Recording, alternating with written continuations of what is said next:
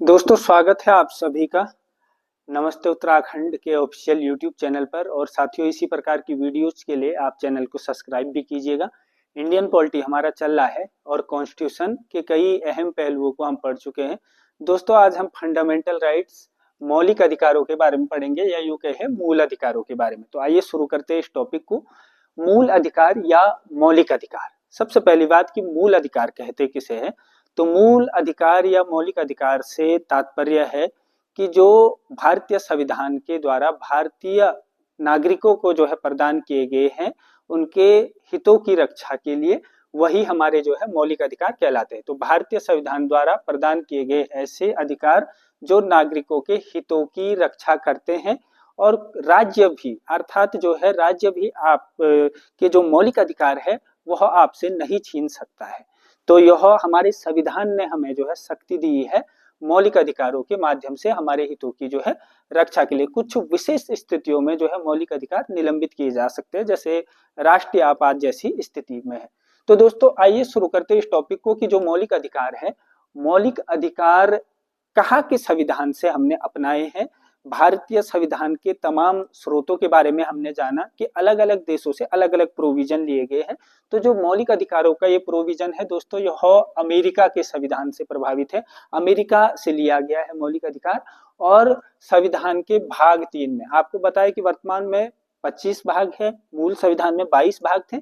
तो जो हमारा पार्ट 3 है इंडियन कॉन्स्टिट्यूशन का भाग 3, तो वह मौलिक अधिकारों से संबंधित है। और संविधान के भाग 3 को भारत का मैग्ना कार्टा भी कहा जाता है। तो ये भी इंपॉर्टेंट है कि किस भाग को मैग्ना कार्टा कहते हैं, भाग 3 को। और मैग्ना कार्टा होता क्या है, तो मैग्ना कार्टा जो शब्द है ब्रिटेन से आया है। ब्रिटेन में एक प्रकार का जो अधिकार पत्र है, अधिकार पत्र को कहा जाता है मैग्ना कार्टा। तो अधिकार पत्र से जो है आशय है मैग्ना कार्टा का।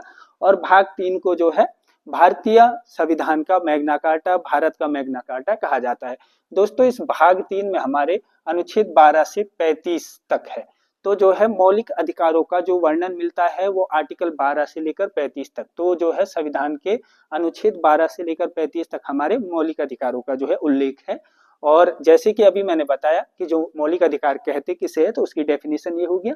जो हमारा मूल संविधान था, अर्थात जब संविधान लागू हुआ 26 जनवरी 1950 को, तो उस समय दोस्तों हमारे भारतीय संविधान में 7 मौलिक अधिकार थे, 7 फंडामेंटल राइट थे। लेकिन जो है वर्तमान में 6 मौलिक अधिकार है। वर्तमान में कितने हैं, 6 है। और मूल संविधान में थे 7। जो 7वां मौलिक अधिकार था अनुच्छेद 31 में उसका जिक्र मिलता था, संपत्ति का अधिकार, उसको 44वां संविधान संशोधन के तहत, 44वां संविधान संशोधन 1978 में होता है, उसके तहत उसे मूल अधिकारों के इस वर्ग से हटाकर एक विधिक अधिकार में रखा जाता है भाग 12 में और अनुच्छेद 300A में।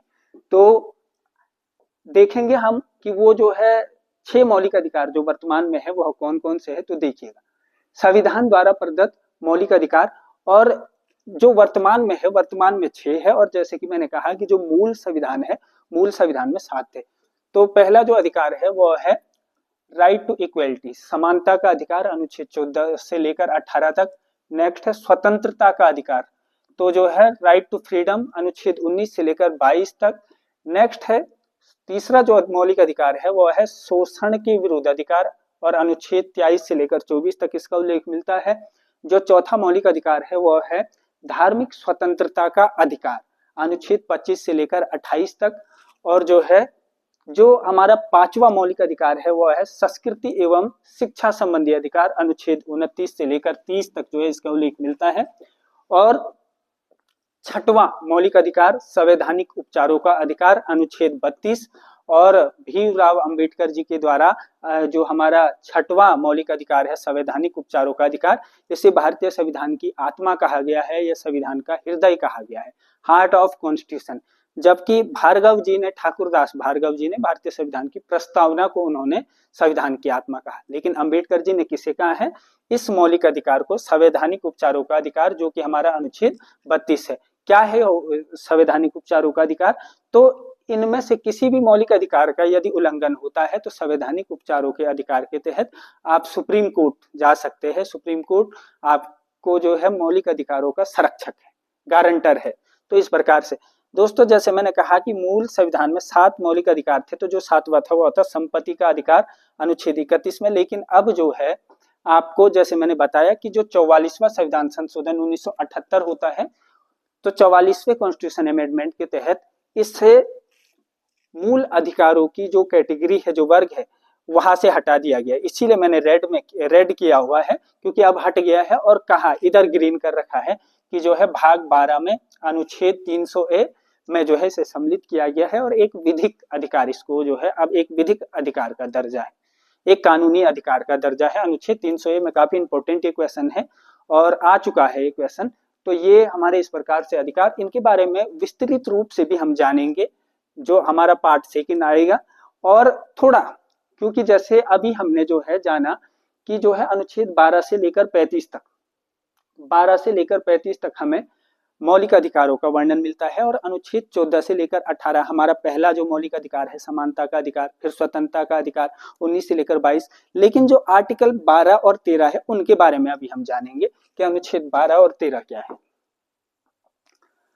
तो आर्टिकल 12 भारतीय संविधान का जो है मौलिक अधिकारों में जो अनुच्छेद 12 है, अनुच्छेद या आर्टिकल 12, अनुच्छेद 12। दोस्तों जो अनुच्छेद 12 है इसमें राज्य की परिभाषा दी गई है, राज्य की परिभाषा, राज्य की परिभाषा, परिभाषा डेफिनेशन ऑफ स्टेट, राज्य की परिभाषा डेफिनेशन ऑफ स्टेट। लेकिन at first we will know about what is the meaning of state, अर्थात जो है राज्य की परिभाषा तो ठीक है, लेकिन राज्य की परिभाषा में सबसे पहले राज्य का अर्थ, राज्य से क्या आशय है यहाँ पे। तो जैसे राज्य से हमने ये नहीं समझना कि जैसे उत्तराखंड, उत्तर प्रदेश, ये राज्य नहीं। राज्य को जो है इस रूप में बयां किया गया है कि जो हमारी संसद है, केंद्र में जो संसद है, राज्य में जो विधानमंडल है, राज्य विधानमंडल, राज्य विधानमंडल, या फिर जो हमारी जो लोकल बॉडीज है, लोकल गवर्नमेंट है, स्थानीय सरकार, स्थानीय जो सरकार है, चाहे नगर पालिकाएं वगैरह, तो यह सभी हमारे जो है राज्य के अंतर्गत आते हैं। अर्थात यदि मैं सरल से शब्दों में कहूं कि जिस भी बॉडी को गवर्नमेंट से फंड हो रहा है, तो वह जो है, और जहां भी गवर्नमेंट का प्रशासन है वह हमारा राज्य है, राज्य के अंतर्गत आएगा। तो राज्य में हमने ये नहीं समझना कि जैसे पर्टिकुलर स्टेट, राज्य का यहाँ पे बड़ा व्यापक अर्थ है कि जो हमारी केंद्र सरकार है, संसद, या जो केंद्र सरकार है, जो हमारी राज्य सरकार है, जो हमारी स्थानीय सरकार है, ये सभी राज्य के अंतर्गत आएगी, और इस राज्य की परिभाषा दी गई है अनुच्छेद 12 में। अब जो है बात करते हैं अनुच्छेद 13 पे, आर्टिकल 13, यही पे जो है अनुच्छेद 13, अनुच्छेद 13 जो आर्टिकल 13 है। तो आर्टिकल 13 क्या है संविधान का, भारतीय संविधान का जो अनुच्छेद 13 है वह कहता है कि राज्य कोई भी ऐसा कानून नहीं बनाएगा।